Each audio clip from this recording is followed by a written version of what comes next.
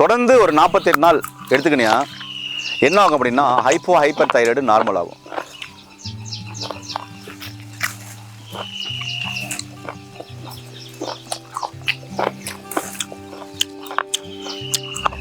தைராய்டுக்காக நீங்கள் மாத்திரை சாப்பிட்றீங்க அப்படின்னு சொன்னால் இப்படி ஒரு சின்ன பழம்னா ஒன்று, பெரிய பழம்னா ஆஃப். அதனோட தோல், அதனோட செதை, அதனோட விதை அப்படியே பச்சை கட் பண்ணி மிக்சியில் போட்டுறீங்க. போட்டு அரைச்சி புழிஞ்சு வடிகட்டி நாக்கில் வச்சு அப்படின்னு முழுங்கிக்கோங்க. ஒரு நாளைக்கு ஒரு முறை. உணவு மருந்து நேயர்கள் வணக்கம், நான் உங்கள் அன்பு சோனா ஹரிதாஸ். நிறைய நோய்களுக்கு இன்னைக்கு ஒரு குறிப்பிட்ட நோயை குணப்படுத்த முடியாது, கண்ட்ரோல் பண்ண முடியும்னு சொல்கிறாங்க. அதை குணப்படுத்துறதுல இந்த இயற்கை மருத்துவத்தில் அதிக முக்கியத்துவம் வாய்ந்தது தான் பின்னாடி இருக்கிற எலுமிச்சை பழம். வாங்க இந்த மூலிகைக்குள்ளே போகலாம்.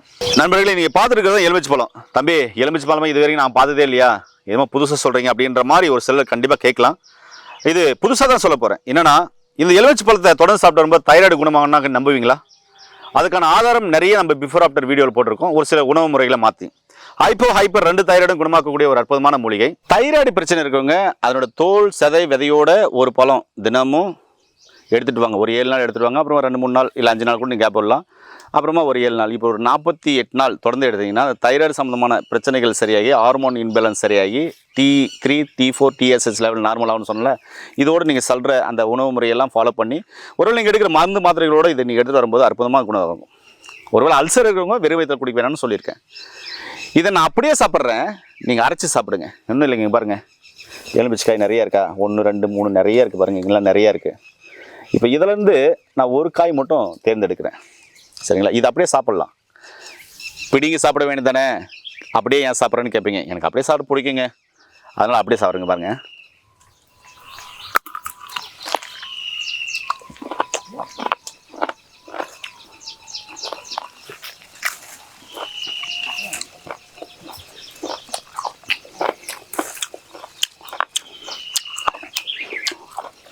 இப்படி சாப்பிட்டு வந்தீங்கன்னா ஆரோக்கியமாக இருக்கலாம்.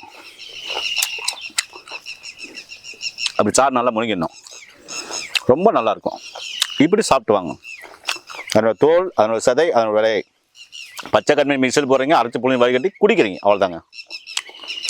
சூப்பராக இருக்குது, ட்ரை பண்ணி பாருங்கள்.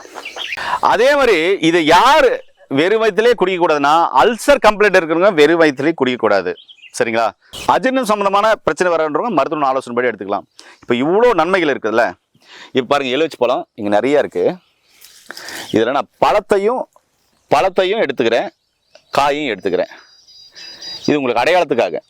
இதை நான் பறிச்சிடுறேன். இப்போது பறிச்சுட்டு, தைராய்டு பிரச்சனை உள்ளவங்க, இந்த இடத்துல பிரச்சனை உள்ளவங்க, இந்த இடத்துல தைராய்டு கிளாண்ட் பட்டர்ஃப்ளை போரில் இருக்கிற இந்த சுரப்பியில் பிரச்சனை உள்ளவங்க, பழமும் வச்சுருக்கேன், காயும் வச்சுருக்கேன். இதை இயற்கை மருத்துவத்தில் தொடர்ந்து ஒரு 48 நாள் எடுத்துக்கினியா என்ன ஆகும் அப்படின்னா ஹைப்பர் தைராய்டு நார்மல் ஆகும். T3, T4, TSH level normal ஆகும். நிறைய ரிப்போர்ட்டுகள் பிஃபோர் ஆஃப்டர் நம்ம நிறைய வீடியோக்கள் போட்டிருக்கோம். இது எப்படி இருக்குன்னு தெரியுங்களா?